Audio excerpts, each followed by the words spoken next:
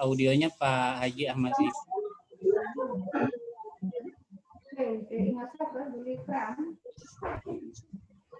Nggak kedengaran suaranya Pak Ahmad Liti. Tidak, belum kedengaran Pak.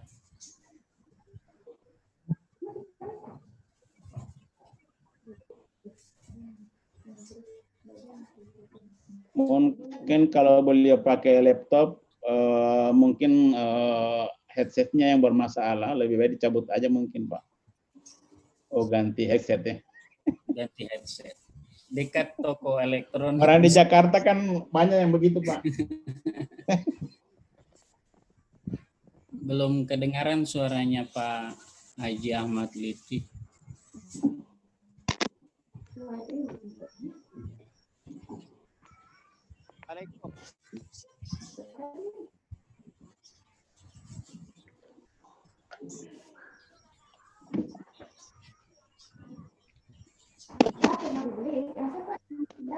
Assalamualaikum. Waalaikumsalam warahmatullahi wabarakatuh.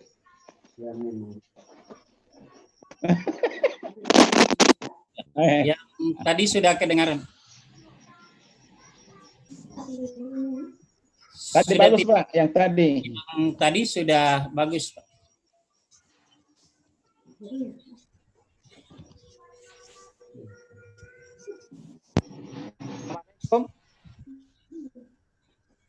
Yes Pak.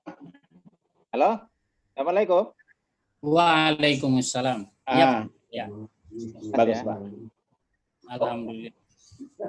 Baik, kita akan segera mulai. Untuk memandu acara ini kami persilakan Bapak Apristilomes AGMSI untuk memandu acaranya. Disilakan Pak.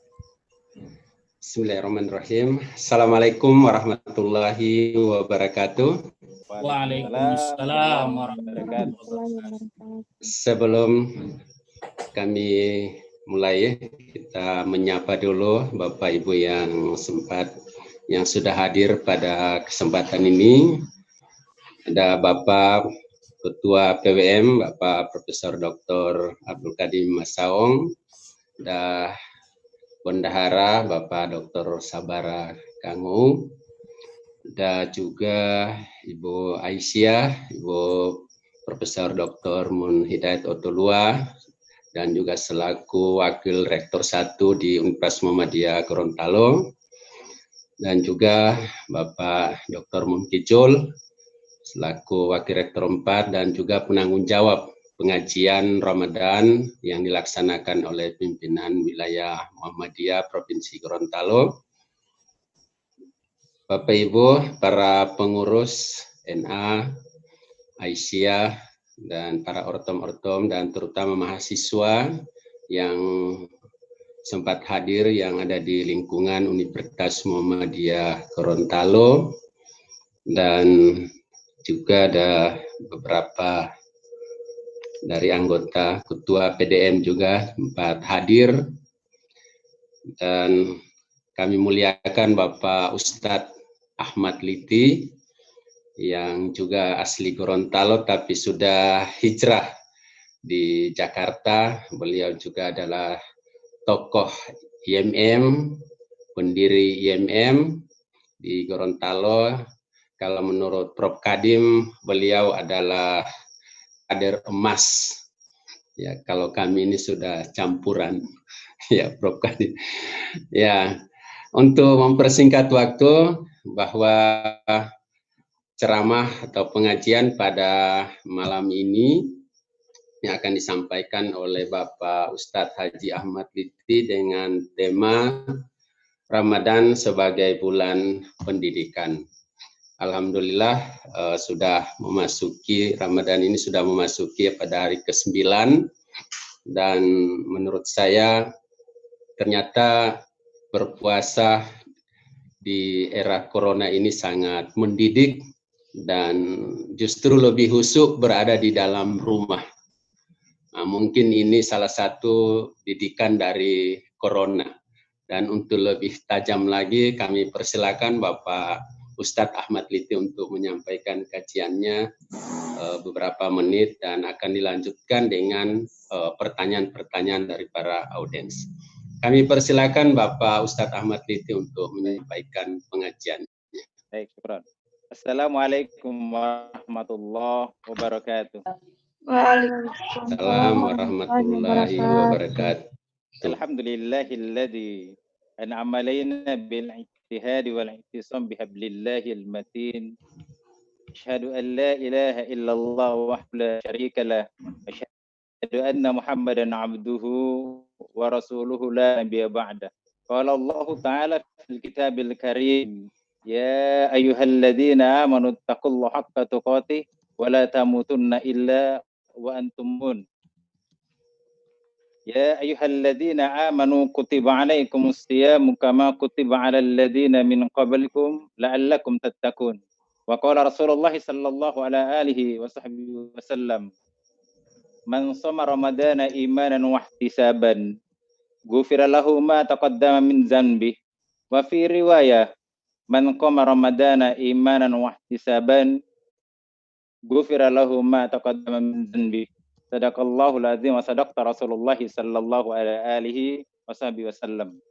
Yang sama-sama kita cintai, kita hormati dan kita banggakan pimpinan wilayah Muhammadiyah Provinsi Gorontalo yang terhormat Bapak Profesor Dr. Abdul Qadim Masaung, yang kita cintai dan kita hargai serta kita hormati, kita sanjung beliau, Bu Pimpinan Wilayah Aisyah Provinsi Gorontalo, Bu Profesor Dr. Mun Otolua, dan seluruh teman-teman aktivitas Muhammadiyah dan ortom-ortom Muhammadiyah di mana saja berada. Alhamdulillah pada hari ini dengan izin Allah Subhanahu wa taala, dengan qadar Allah, bahwa pada tanggal 9 Ramadan memasuki tanggal 10 Ramadan, Allah Subhanahu wa taala masih memberikan waktu dan kesempatan pada kita semua untuk melaksanakan perintah Allah Subhanahu wa taala, berpuasa di bulan Ramadan dan melaksanakan ibadah-ibadah yang lain. Kita berharap bahwa seluruh aktivitas kehidupan kita ini adalah mendapatkan nilai terbesar di hadapan Allah Subhanahu wa taala, dan kita bermohon pada Allah agar kita yang ada dalam grup ini atau dalam aktivitas ini kemudian dipertemukan oleh Allah Subhanahu wa taala di dalam surganya. Amin ya rabbal alamin. Salawat dan salam semoga tercurah limpahkan kepada Rasulullah Muhammad sallallahu alaihi wasallam. Ya fillah rahimakumullah, pimpinan wilayah Muhammadiyah, pimpinan Aisyah, dan seluruh anggota Muhammadiyah Aisyah yang saya cintai dan saya sayangi karena Allah Subhanahu wa taala.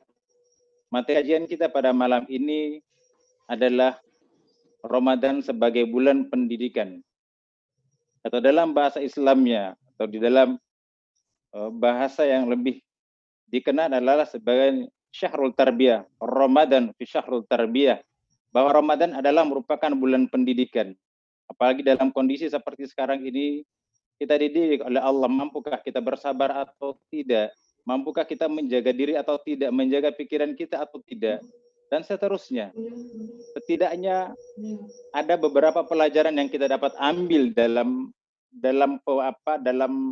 pelaksanaan tarbiyah di bulan Ramadan ini, bahwa dengan Ramadan yang ada ini, seorang bapak atau seorang ibu mampu dia menterbiahi keluarganya.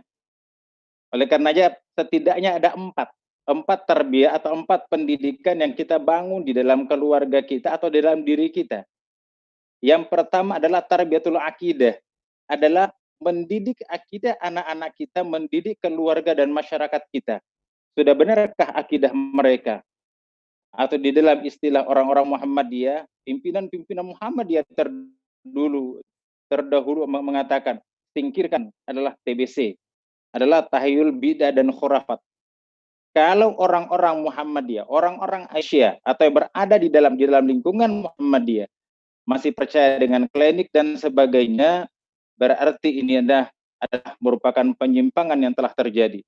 Allah Subhanahu wa taala di dalam surah Luqman, pertama-tama Luqman mentarbiyahi anaknya adalah dengan apa? La tusyrik billah, inna syirka la zulmun azim. Wahai anakku, janganlah engkau mempersyarikatkan Allah, karena sesungguhnya mempersyarikatkan Allah itu adalah dosa yang besar. Tapi Terus terang, banyak kita tidak sadari bahwa mempersyarikatkan Allah itu secara tidak langsung. Terkadang ada orang mempersyarikatkan Allah dengan jabatannya. Ada orang mempersyarikatkan Allah dengan kedudukannya. Ada orang mempersyarikatkan Allah dengan kerjanya. Ada orang yang ingin mempersyarikatkan Allah itu dengan apa? Dengan hartanya. Kita ambil contoh, sadar atau tidak, senang atau tidak untuk didengar kalimat ini, mungkin kita akan tersinggung dan mungkin itu adalah saya. Mampukah kita untuk mendatangi masjid di saat ada kumandang azan?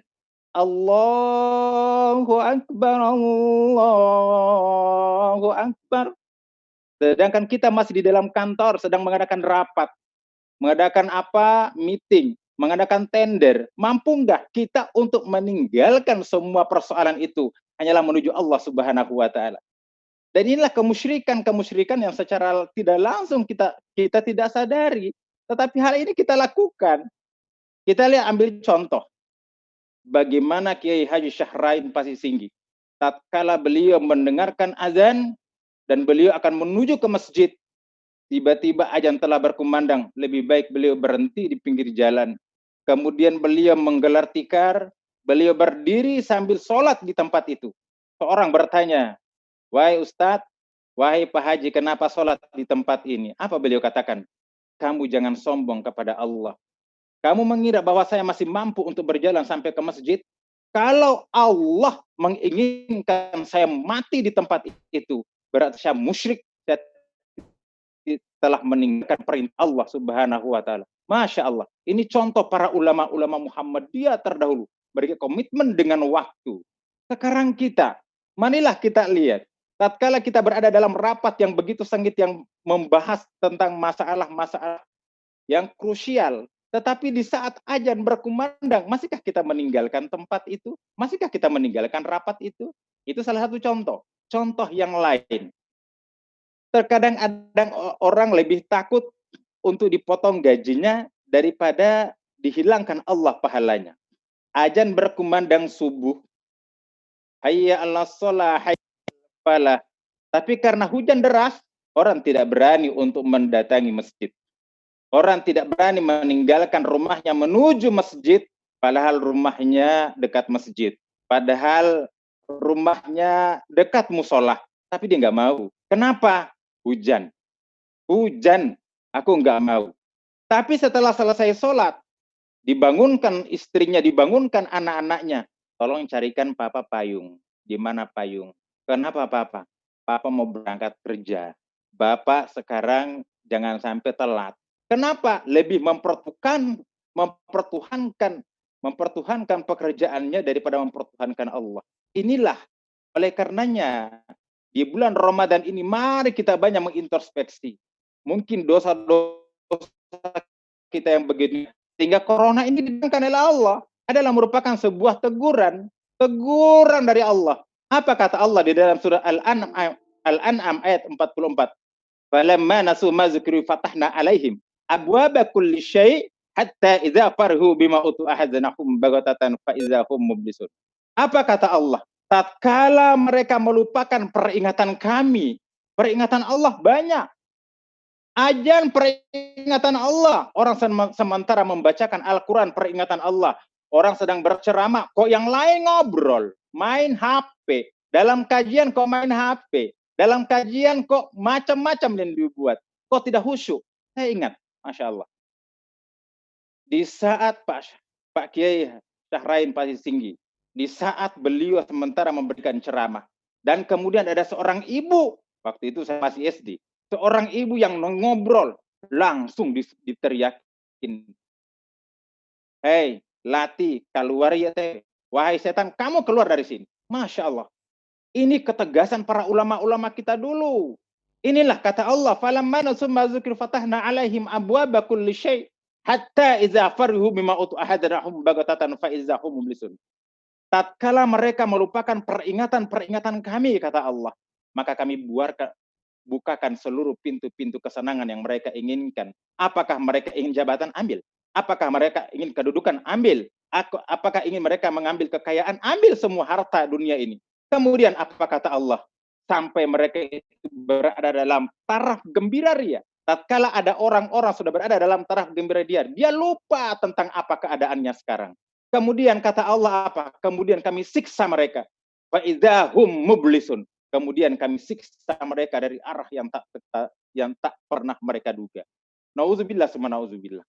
Kita banyak pelajaran, kita banyak pendidikan yang Allah berikan, tetapi kita tidak mampu menjadikan tarbiyah dari Allah Subhanahu wa Ta'ala itu sebagai pelajaran dalam kehidupan kita. Inilah yang pertama, tarbiyatul akidah. Didik anak-anak kita bahwa wahai nak, jangan engkau mempersyarikatkan Allah. Tatkala engkau belajar tapi azan berkumandang, tinggalkan apa yang engkau kerjakan. Sekalipun itu nantinya yang akan mengancam nilai kamu di bawah KKM. Masya Allah. Sekalipun nilaimu di bawah KKM, kamu lebih penting mendatangi Allah daripada mendatangi gurumu yang selalu memaksa engkau untuk mempersyarikatkan Allah. Tapi secara tidak sadar bahwa kita selalu seperti itu. Oleh karenanya, saudara-saudaraku yang seiman dan seakidah yang berbahagia, ini bulan Ramadan. Di saat seorang bapak menjadi imam di rumah, dia harus mampu menjalankan otoritasnya di dalam rumah. Bahwa tatkala salat zuhur, semua tidak ada lagi yang memasak, tidak ada lagi yang mencuci, tidak ada lagi yang bermacam-macam. Ayo kita dirikan sholat. Papa sebagai imam. Coba kalau seluruh umat Islam ini, seluruh anggota Muhammadiyah, seluruh sivitas daripada Muhammadiyah, baik ortomnya yang sudah berkeluarga, tegas kita. Kita tegas dengan anak-anak kita. Dan jangan sampai kita mendirikan sholat sebelum anak-anak kita rapi. Sebelum istri kita siap untuk melaksanakan sholat. Inilah pendidikan akidah. Inilah pendidikan akidah yang paling penting. Kemudian adalah tarbiyatul ibadah. Dengan pendidikan ibadah. Dengan Ramadan ini marilah kita didik anak-anak kita untuk belajar tentang ibadah yang sahih. Dengan ibadah yang benar. Tetapi kemudian tidak menyalahkan orang lain. Sampaikan tentang kitab kepada mereka. Sampaikan hadis-hadis yang jelas kepada mereka. Ini hukumnya apa? Ini hukumnya apa? Jelas syariatnya. Oleh karenanya, saudara-saudaraku yang seiman dan seakidah, alangkah baiknya tatkala kita berada di rumah.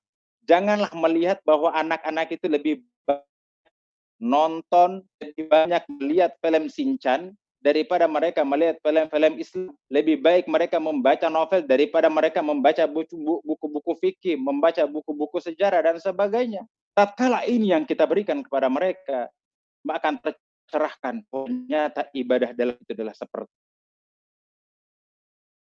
sidang jamaah yang ya. Oleh karenanya, terang di dalam pribadi saya, tatkala ada di rumah, saya ambil contoh. Di rumah itu, saya tidak akan memulai sholat kalau istri dan anak-anak belum siap. Sehingga selalu saya tegaskan. Di dalam pendidikan kepada anak-anak itu cuma ada 3. Bukan keras.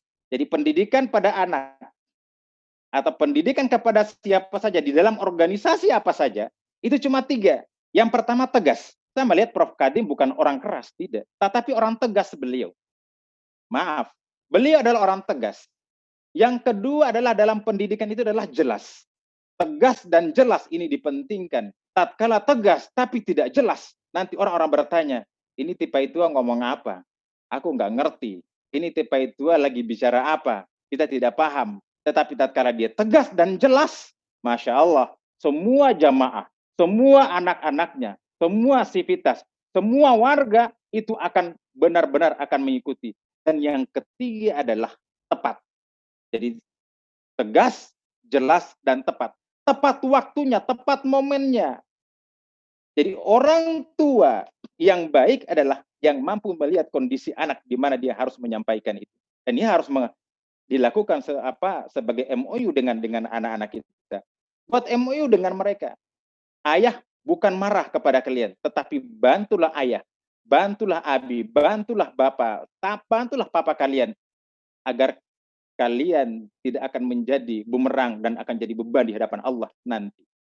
Ini pendidikan ibadah. Ajarkan mereka ibadah. Bagaimana cara ruku yang benar.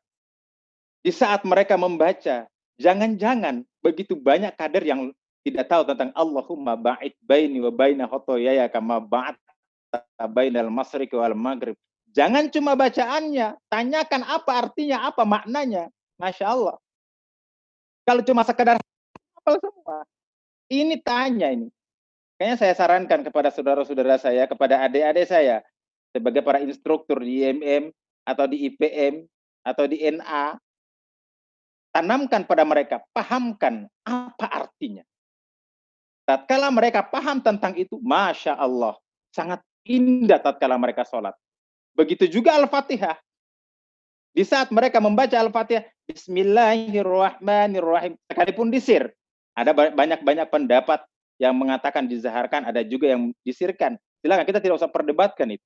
Alhamdulillahirrabbilalamin, Ar-Rahmanirrahim. Masya Allah, tatkala mereka paham bacaan ini akan meneteskan air mata. Iyyaka na'budu wa iyyaka nasta'in. Hanyalah kepadamu aku menyembah ya Allah, dan hanyalah kepadamu aku mohon pertolongan ya Allah. Apakah benar kalimat itu? Apakah benar ucapan itu? Atau sekedar di bibir saja? Kalau ini sekedar di bibir saja, maka tunggu apa yang saya katakan tadi di dalam surah Al-An'am 44. Tunggu apa ancaman Allah Subhanahu wa taala. Ini yang kedua, pendidikan tarbiyah. Yang ketiga adalah tarbiyatul akhlak. Yang kedua tadi tarbiyatul ibadah. Yang ketiga adalah tarbiyatul akhlak. Adalah mendidik akhlak mereka. Bagaimana Luqman mendidik anak-anak mereka, bagaimana Imam Syafi'i dididik oleh ibunya. Masya Allah, kita perlu baca tentang syirah daripada Imam Syafi'i. Ibu-ibu yang berbahagia, Imam Syafi'i ditinggalkan oleh ayahnya tatkala dia masih dalam kandungan. Kemudian dibawa oleh ibunya ke Mekah. Dibawa dia ke Mekah oleh ibunya dalam keadaan berjalan kaki. Tapi kemudian apa yang dikatakan oleh ibunya, aku akan jadikan engkau sebagai seorang ulama. Maka Imam Syafi'i digendong kepada Imam Malik, belajar terus kepada Imam Malik. Masya Allah, luar biasa. Tatkala sudah belajar kepada Imam Malik, apa kata Imam Malik? Wahai Syafi'i, aku telah habis ilmuku untuk aku sampaikan kepadamu, wahai Ananda. Pulanglah engkau kepada ibumu, dan engkau memohon izin kepada ibumu untuk mendapatkan ilmu dari ulama-ulama yang lain di kota-kota yang lain. Sampai kepada ibunya mengatakan, wahai anakku, silakanlah engkau pergi menuntut ilmu. Dan mudah-mudahan aku akan tunggu engkau. Mudah-mudahan kita akan dipertemukan oleh Allah di surga Allah nanti di akhirat. Masya Allah. Seorang ibu mengatakan, wahai Syafi'i, kamu tinggalkan Mekah, kamu belajar di Madinah. Dan janganlah engkau kembali kecuali kita akan bertemu. Di mana kita akan bertemu di akhirat nanti di surga Allah Subhanahu wa taala. Apa yang terjadi? Begitulah Imam Syafi'i kemudian berangkat di Madinah.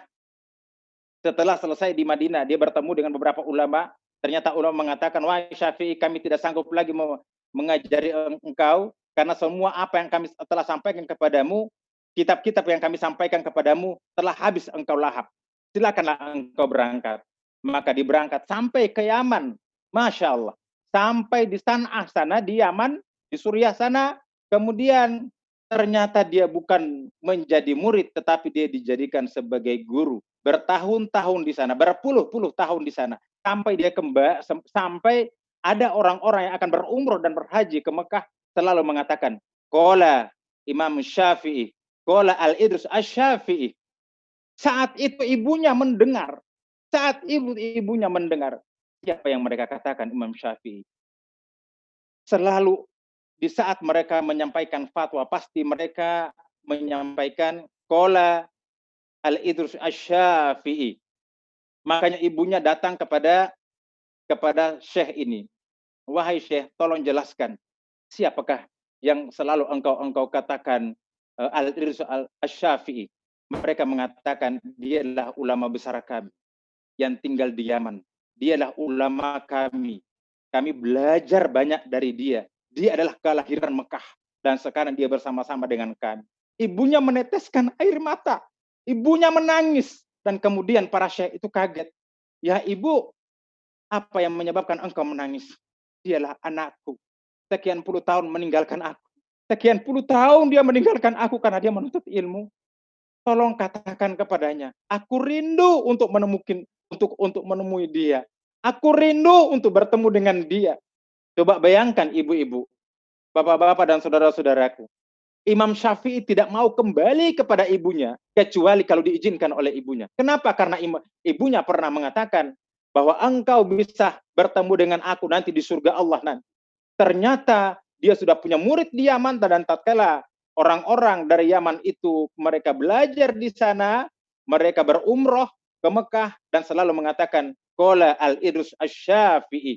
Disitulah kemudian ibunya mengatakan, katakan kepada anakku, aku ingin ketemu dengan anakku yang tercinta, Al-Idrus Asy-Syafi'i. Maka mereka sampaikan, apa yang terjadi? Kaum muslimin dan muslimah yang berbahagia, para murid-muridnya begitu senang dan mereka ingin mengantarkan Imam Syafi'i ke Mekah, dan mereka membawakan dia unta, membawakan dia harta yang begitu banyak, membawakan dia dinar, dirham dan lain-lain. Tapi kemudian sampai di perbatasan kota Mekah, sampai perbatasan kota Mekah, apa yang dia katakan? Wahai murid-muridku, tolong sampaikan kepada ibuku bahwa aku Asy-Syafi'i sudah sampai di kota Mekah. Salam rindu buat ibu. Orang-orang datang kepada ibunya dan ibunya mengatakan, kalian dari mana? Adalah utusan daripada Imam Syafi'i sudah berada di perbatasan kota Mekah. Jadi pelajaran buat kita. Ibunya berkata, apa yang dibawa dari sana? Oh, yang dibawa harta yang begitu banyak. 100 ekor onta dibawa. Dia membawakan kuda buat ibu, membawakan harta. Ibunya marah. Biasanya kalau ibu-ibu kalau sudah didatangi oleh anaknya dengan membawa harta, pasti senang. Dari rantau bawa harta senang. Tapi ternyata daripada Imam Asy-Syafi'i, dia katakan, aku tidak rela dia datang kepada aku dengan membawa dunia. Tolong katakan, kembali dia. Kembali dan jangan menemui aku. Aku hanya mencintai ilmunya. Masya Allah. Apa yang terjadi? Maka Imam Syafi'i mengatakan kepada murid-muridnya, bagi harta yang kalian berikan kepadaku ini, kepada halayak yang ada di kota Mekah, bagikan kepada fakir-fakir miskin. 100 ekor unta dibagi, emas dibagi, semua dibagi. Dan kemudian apa yang terjadi? Dia mengatakan begini, wahai muridku, tolong sampaikan kepada ibuku bahwa harta yang aku bawa dari Yaman telah hilang, telah habis semua, aku bagikan kepada fakir miskin. Maka ibunya mengatakan, apa yang dibawa? Yang dibawa adalah kitab, yang dibawa adalah ilmu. Ibunya meneteskan air mata. Masya Allah. Begitulah seorang ibu berharap tatkala anaknya belajar, bukan berharap harta, bukan berharap rumah, bukan berharap duit, tidak. Tetapi berharap ilmu yang akan menggendong dan akan mengangkat dia, membawa dia ke dalam surga Allah Subhanahu wa ta'ala. Inilah contoh daripada tarbiyatul akhlak yang disampaikan oleh Imam Syafi'i kepada kita semua. Oleh karenanya, kaum muslimin dan muslimah dan jamaah yang berbahagia, marilah kita jadikan anak-anak kita merupakan kader-kader yang benar-benar berilmu, yang berakhlak, yang punya akidah yang jelas. Dan yang terakhir adalah tarbiyatus syirah, adalah pendidikan sejarah. Ini perlu kita sampaikan kepada anak-anak kita, kepada halayak kita. Yaitu tarbiyatus syirah tentang apa? Di bulan Ramadan ini adalah merupakan sejarah yang paling bersejarah. Mungkin kita tidak sadar bahwa hari ini adalah merupakan kemerdekaan Indonesia yang ke-77. 77 tahun yang lalu, proklamator kita, Bung Karno dan Bung Hatta telah membacakan proklamasi itu di tanggal 9 Ramadan 1364 Hijriah. Berarti sudah 70 tahun kita ini merdeka. 77 tahun kita merdeka. Itu tidak banyak ditulis di dalam buku-buku sejarah. Yang ditulis di dalam sejarah kecuali dalam buku ini adalah Api Sejarah yang ditulis oleh seorang kader Muhammadiyah, Profesor Dr. Ahmad Mansur Suryanegara. Ini buku menjelaskan begitu banyak buku-buku sejarah tetapi tidak pernah menjelaskan Indonesia adalah 9 Ramadan 1364 Hijriah. Dan ini perlu kita sampaikan kepada anak-anak kita. Oleh karenanya inilah merupakan bulan tarbiyah, adalah bulan pendidikan yang sangat baik buat kita semua. Karenanya Bapak-bapak dan saudara-saudaraku yang saya cintai karena Allah Subhanahu wa ta'ala, kalau ini yang kita tanamkan kepada anak-anak kita, yakinlah bahwa akidah mereka akan merupakan akidah-akidah yang sangat luar biasa. Mungkin ini saja yang dapat saya sampaikan dalam waktu yang sangat singkat ini. Saya mohon maaf atas kekurangannya, dan sekalipun jauh di Jakarta, jauh di Bekasi sini, tetap cinta akan Gorontalo itu tetap ada. Cinta akan pertemuan dengan teman-teman itu selalu ada. Dan yakin insya Allah satu waktu kita akan dipertemukan oleh Allah di surga Allah Subhanahu wa Ta'ala. Apalagi dalam kondisi corona ini, saya mohon maaf, sebenarnya sudah beli tiket untuk berangkat ke Gorontalo. Cuma karena ini ya akhirnya semua nggak boleh pulang. Masya Allah, ke Jawa juga nggak bisa pulang, ke Gorontalo juga nggak bisa pulang. Jadi boleh lihat ke Bekasi atau di Jakarta saja. Ini saja yang dapat sampaikan. Nasr minallah fatun kali wa basyir min afiminkum billahi fi sabilil haq fastabiqul khairat. Wassalamualaikum warahmatullahi wabarakatuh. Waalaikumsalam warahmatullahi wabarakatuh. Pak Ahmad Liti, Pak Ustadz, halo. Ya, nah ya. Ya, ini ada pertanyaan dari pencerahan tadi tentang Ramadan yang menjadi pendidikan di diri kita, terutama pada anak-anak. Nah, ini ada pertanyaan dari Bapak Bara Karimo, selaku bendahara PWM. Ini apakah ibadah di zaman dulu dan zaman sekarang itu masih cocok? Karena yang dicontohkan oleh Pak Sahrain itu ketika akan langsung melaksanakan sholat. Nah, kalau kita berada di jalan atau jauh dari masjid, nah apa kita langsung sholat di masjid jalan atau bagaimana? Apakah ini tidak ria atau tentang alim? Ya, kira-kira gimana pencerahannya, itulah, Pak Ustadz? Hebatan, itulah kelebihan seorang Kiai Haji Syahinggi. Dan saya sempat ketemu dengan beliau, Masya Allah. Itulah ketawaduan beliau. Dan beliau itu kalau di dalam tingkat itu orang mengatakan dia sudah dalam tingkat waro. Maaf, jangankan sholat, makan saja saya sempat masih melihat dia tatkala di Darul Rahmah itu beliau akan berbuka dan kemudian kue apa tuh yang sekarang ini orang bilang aliadala. Nah ya, aliadala itu saya pernah dipanggil karena pernah bertemu dengan beliau. Uti kesini, kamu senang makan ini, kalau kamu senang ambil, kalau tidak taruh. Masya Allah, ada apa hikmah di balik ini? Bukan dia memberikan, tidak. Bukan dia mengatakan ini ambil, tidak. Cuma dia bilang, ngana senang ini, anu wan otohilamuti, kalau engkau senang ini, tolong diambil ini. Itu aliadala. Saya bilang, Masya Allah, iya Pak Haji saya senang, saya ambil. Ini ketingkat waraannya beliau.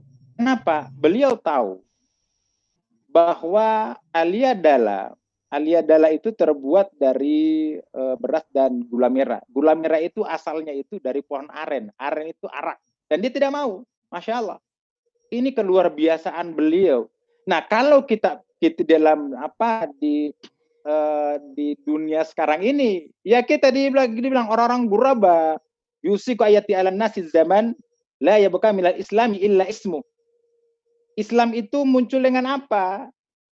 Dengan keanehan, dengan guraba.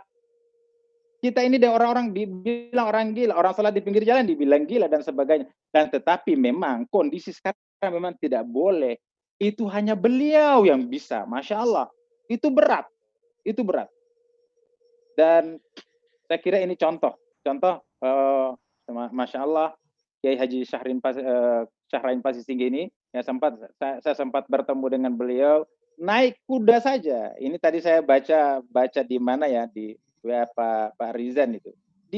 Naik kuda saja, itu harus transaksi duluan. Saya mau naik, kamu punya bendi. Tapi syaratnya adalah, jangan dipukul kuda ya. Masya Allah, dia bayar. Tatkala dalam perjalanan, kuda itu dipukul, dia turun, dia jalan. Dia hiong aja, dia nangis dia. Kalau kita enggak, kuda tidak mau jalan, kita suruh pukul lagi. Kalau boleh pacu yang kencang, itu kelebihannya. Tapi mungkin inilah kemudian Rasulullah katakan apa? Al-Islam, bahwa Islam itu adalah muncul dengan keanehan, dengan keasingan. Dan satu waktu dia akan jadi guraba, akan jadi unik, jadi orang gila. Orang bilang kita tatkala menjalankan kebenaran kita dikatakan orang gila. Ah, ini mah orang putus, ini mah orang mau cari perhatian dan sebagainya. Sebenarnya tidak. Begitulah Islam. Kalau kita komitmen kepada Islam seperti itu, saya yakin yang lain pasti akan grogi mereka untuk menghadapi. Kenapa kita kalah? Maaf. Kenapa kita kalah? Kenapa kita mundur? Karena kita tidak menjadikan Al-Quran sebagai pedoman kita. Kita tidak menjadikan hadis sebagai pedoman kita. Kita malah justru pendapat para orang lain itu yang kita pegang. Padahal apa kata Rasulullah? Kutinggalkan kalian dua perkara, kalian tidak akan sesat selama-lamanya kalau berpegang kepada dua perkara, yaitu Al-Quran dan As-Sunnah. Coba berpegang kepada Al-Quran dan Sunnah. Itu saja sih sebenarnya. Jadi Pak Dr. Sabara, saya kira ini kalau kita jalankan sekarang, kita akan dikatakan gila. Itulah memang apa kata Rasulullah. Memang Islam itu innal Islam bada gariba, fa sayaudu gariba, fatubalil guraba. Qala ya Rasulullah wa mal guraba? Qalu alladzina yasluna inda fasadin nas. Islam itu muncul dengan kegilaan, dengan keasingan, dan satu waktu dia akan muncul dengan keasingan. Fatubalil guraba. Maka beruntunglah orang-orang yang dikatakan asing itu. Kemudian orang-orang bertanya, ya Rasulullah wa mal guraba? Ya Rasulullah, apa itu asing, apa itu gila itu ya Rasulullah? Apa itu asing itu ya Rasulullah? Apa kata Rasulullah? Qalu alladzina yasluna fasadin nas. Yaitu di saat ada orang-orang berbuat baik sedangkan orang lain sudah berbuat yang jelek. Jadi kita harus bertahan. Ya Muhammadiyah harus bertahan dengan apa? Dengan keistiqomahannya. Tidak bisa. Tatkala kita tidak bisa istiqomah, habis sudah kita. Lihatlah negara ini. Karena kita tidak keistiqomahan lagi, ya udah habis seperti ini. Oleh karenanya menyarankan kepada kita semua, kepada saudara-saudaraku yang seiman dan seakhidat di mana saja berada, ayo kita pegang hadis Rasulullah. Karena apa kata Rasulullah? Taraktu fikum amraini la tamasatun lan tadillu abada kitaballah wa sunnati. Kutinggalkan kalian dua perkara, kalian tidak akan sesat selama-lamanya kalau berpegang kepada dua perkara. Itu Al-Quran dan As-Sunnah. Aman kita. Apa saja kita landasannya ada. Jelas. Quran jelas. Puasa jelas. Dan sebagainya. Saya kira ini mudah-mudahan pencerahan buat saya dan kita semua. Jadi memang apa yang beliau lakukan memang berat di zaman sekarang. Mungkin polelema ilo tahu biongo, orang gila ini. Memang begitulah Islam itu ya guraba. Islam itu muncul dengan keasingan. Maka beruntunglah orang-orang yang dikatakan asing. Tatkala Muhammadiyah dengan sunnahnya, orang bilang, ini asing. Ini bukan kelompok kita dan sebagainya. Tetapi kemudian kita tidak frontal, kita tidak provokator, kita tidak radikal, tidak. Kita menjalankan dengan cara yang baik. Sehingga itu Muhammadiyah itu dikenal sebagai apa?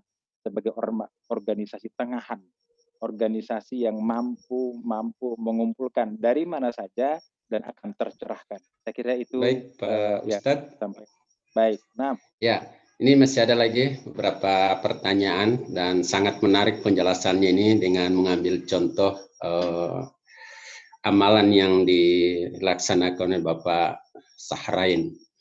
Nah ini dari Bapak Dr. Munkijul, ini dalam Al-Quran itu dicatatkan bahwa Luqman menasihati pada anaknya, artinya ini bapak menasihati pada anaknya. Tapi kenyataannya itu lebih banyak ibu yang mendidik anaknya. Nah, terus ibu tidak dicatatkan dalam Al-Quran. Nah, kira-kira seperti apa? Sementara Nabi menyampaikan bahwa yang lebih kau utamakan adalah ibu. Nah, setelah itu bapak, tapi tidak dicatatkan.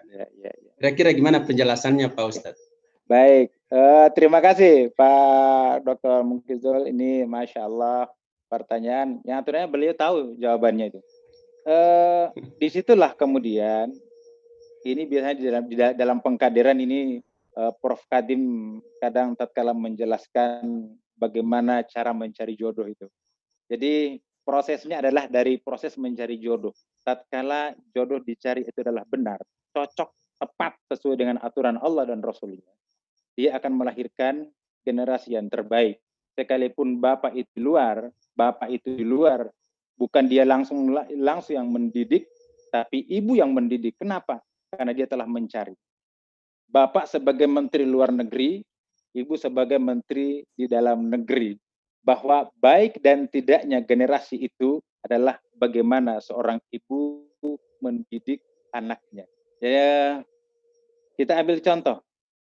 Pak Kiai, orang tuanya dari Pak Munkizul Kau ini, nah coba lihat, beliau lebih banyak di luar mendidik, tetapi kemudian beliau mempersiapkan seorang ibu yang mendidik anak-anaknya, yang mendidik Ibu Hilma, yang mendidik Ibu Nazifa dan sebagainya. Masya Allah, yang mendidik Karomis, yang mendidik yang lain-lain. Itulah contoh sih sebenarnya. Memang Quran menjelaskan bahwa yang terbaik itu adalah bapak. Tatkala bapak salah memilih seorang ibu, nauzubillah summa nauzubillah. Jadi sebenarnya ini adalah merupakan pertanyaan yang harus dijawab oleh beliau sendiri sih sebenarnya. Saya menambahkan. Nah, tatkala seorang laki-laki dia akan mencari istri itu tidak melihat kecantikannya. Tapi yang paling utama adalah dinnya, adalah agamanya. Tatkala agamanya itu yang dipilih, Masya Allah. Masya Allah. Tatkala agama yang dipilih. Lalu tidak ada proses pertunangan, tidak ada proses pacaran. Mau ngapain itu pacaran itu? Pacaran itu orang Gorontalo mempopuler hula. Jadi buat apa? Jalan ke sana kemari, jalan ke sana kemari. Maaf, saya sedikit pengalaman.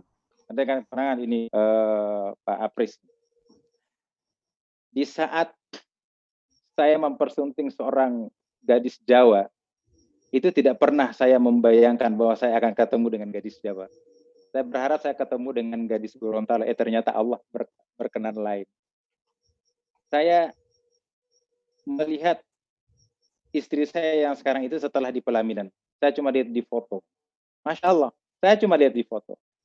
Kalau saya diperlihatkan sama teman, saya cuma berdoa, ya Allah, kalau ini memang adalah yang Engkau tentukan, ya Allah, aku mohon, ya Allah, tetapkan dalam hidup. Ternyata itulah yang terjadi. Dan saya cuma bermohon kepada Allah, ya Allah, jadikan dia inilah merupakan ibu daripada anak-anakku yang akan melahirkan generasi-generasi terbaik ke depan. Dan saya hanya bermohon, ya Allah, berikan aku anak perempuan. Ternyata, Pak Apris, Masya Allah, anak saya 4 perempuan. Tapi yang kelima juga belum ada.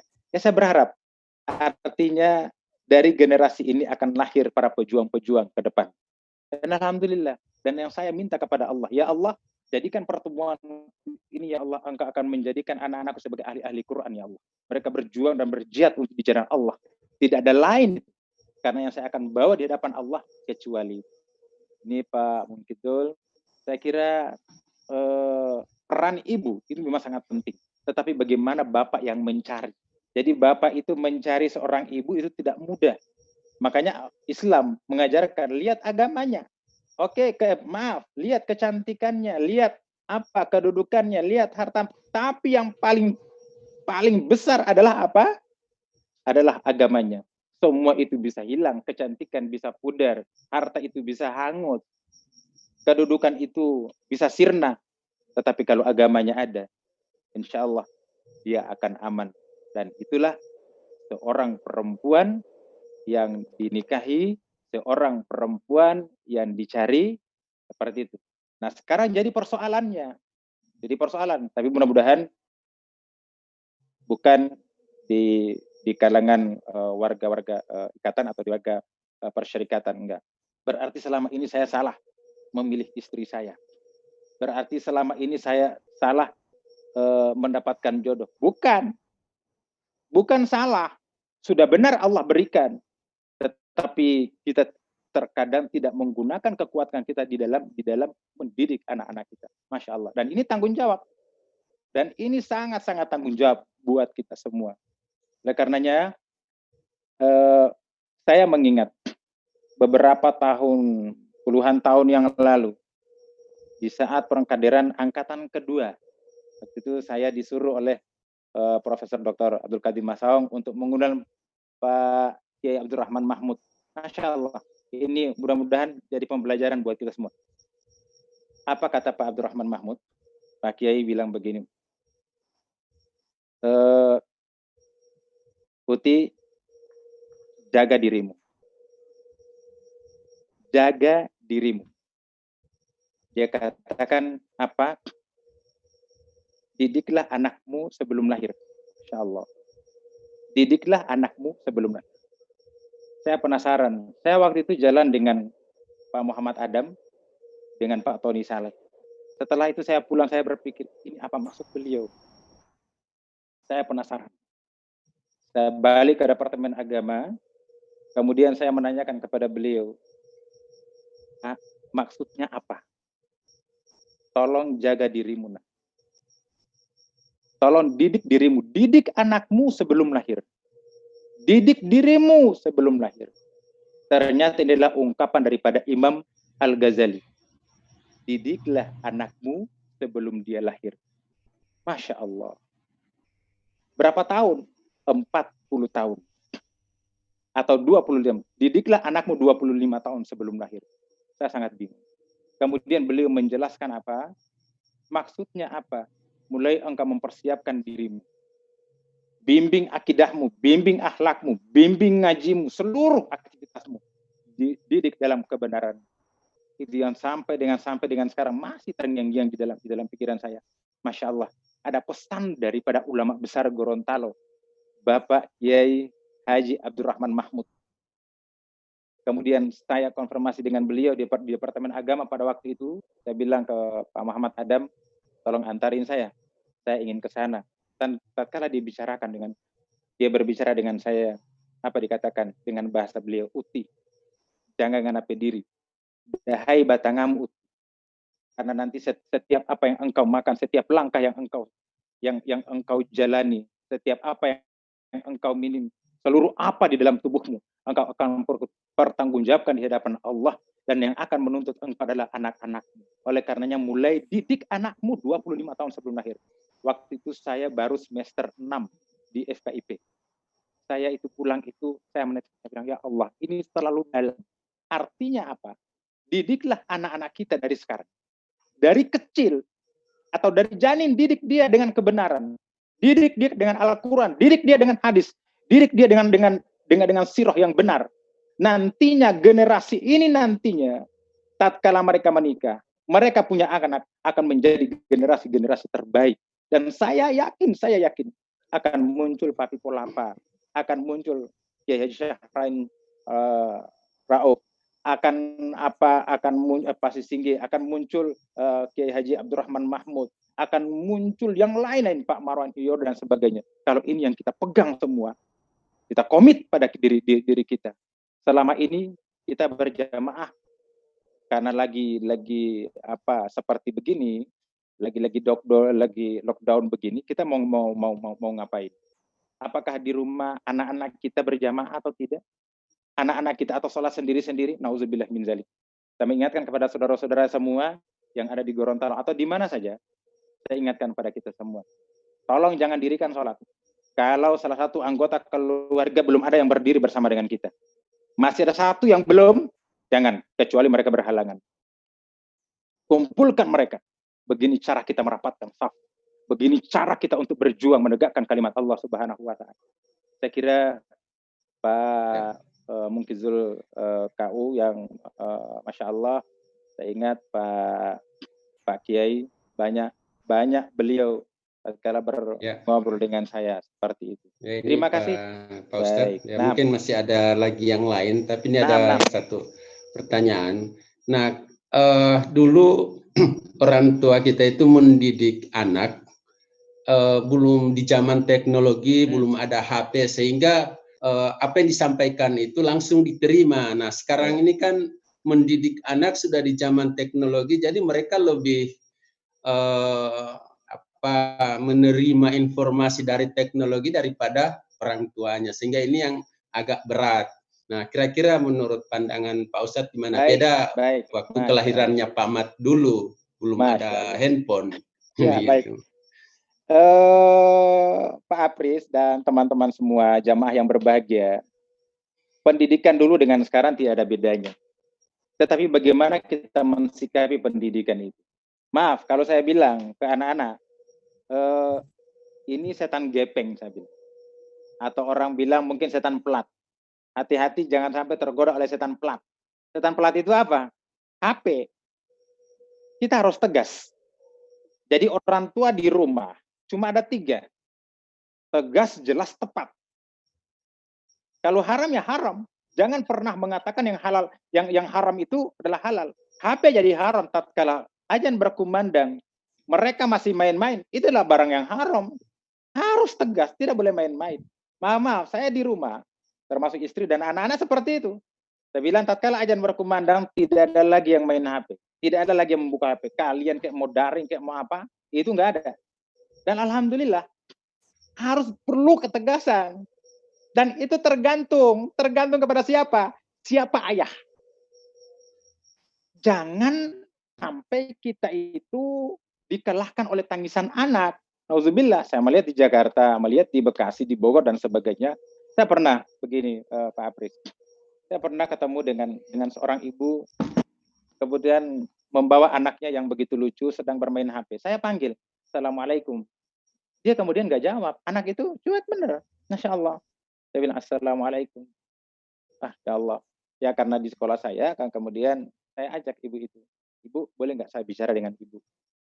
Ibu, jangan rusak anak ibu dengan teknologi. Tetapi teknologi yang harus mengatur kita yang mengatur teknologi. Jangan sampai dirusak oleh teknologi. Ibu itu kemudian menangis di ruangan saya. Dia bilang, kenapa Ustadz? Ibu telah meracuni anak ibu. Pak, Ustadz, kalau saya tidak begini, dia akan nangis. Berapa jam dia menangis? Apakah ibu akan membiarkan ibu menangis terus di dalam kubur karena kedurhakaan anak terhadap ibu? Ingat ibu. Ibu itu kemudian di dalam ruangan saya, dia menangis. Ya Allah, saya sudah salah. Ibu bukan salah. Tetapi ibu nggak paham tentang persoalan perkembangan teknologi. Teknologi boleh. Silakan. Kita tidak melarang teknologi. Islam itu tidak melarang teknologi. Oleh karenanya, ya saya di rumah, saya dengan teman-teman selalu mengatakan, tolong tatkala kalian di kelas, tolong jangan bawa HP. HP itu setan gepeng. Maaf, saya bilang setan gepeng. Setan pelat. Kok setan, Pak? Iya, ini mah setan. Coba, antum kalau lagi ngajar, contoh lah Pak Apris, bawa HP di dalam apa, sementara akan memberikan kuliah. Tiba-tiba HP berdering sementara mengajar dengan serius. Apakah dibiarin? Pasti kita angkat. Lalu kita mengatakan, maaf ya mahasiswa, saya lagi mau terima HP dulu, mau terima telepon dulu. Ini kan pengkhianatan sih sebenarnya. Ini nggak bagus sebenarnya. Makanya demi Allah, saya secara pribadi, saya kalau masuk kelas atau dalam rapat, HP saya tinggal. Terkadang pimpinan yayasan itu nelpon saya nggak angkat, ngapain saya bilang. Kemudian beliau suruh-susul dari sekretaris yayasan datang, tolong undang Ustadz Ahmad. Kok nggak diangkat-angkat, saya 9 kali. Bu, kalau saya masih di dalam kelas atau dalam rapat, saya nggak bawa HP. Karena HP itulah setan. Kok setan? Ya iya setan itu. Mengganggu. Coba bayangkan. Pak Mungkizul ya, tatkala kita sholat, Allahu Akbar. HP bunyi. HP bunyi. Semua orang terganggu. Kita dosa. Kita menerima dosa daripada semua orang yang mendengarkan. Apalagi kalau HP kita itu deringnya adalah lagu Gorontalo umpamanya. Allahu Akbar. Nah, ada nyanyian Gorontalo. Nah, mau ngabinte biluhu, apa nggak kacau itu orang-orang? Siapa yang dosa? Kita yang dosa. Kita menerima dosa daripada ratusan orang yang ada di dalam masjid itu. Makanya lebih baik di apa? Dimatiin itu. Ini setan gepeng saya bilang ini. Ini ngeri itu. Jadi ya kita bukan a priori dengan teknologi, tapi kita harus berhati-hati, kita harus jaga. Kita yang mengendalikan teknologi. Kalau saya dengar saya ingat kalau Prof Kadim itu selalu bilang, jangan kita dikendalikan oleh teknologi, tetapi kita harus mampu mengendalikan teknologi. Masya Allah. Terima kasih Pak Apris.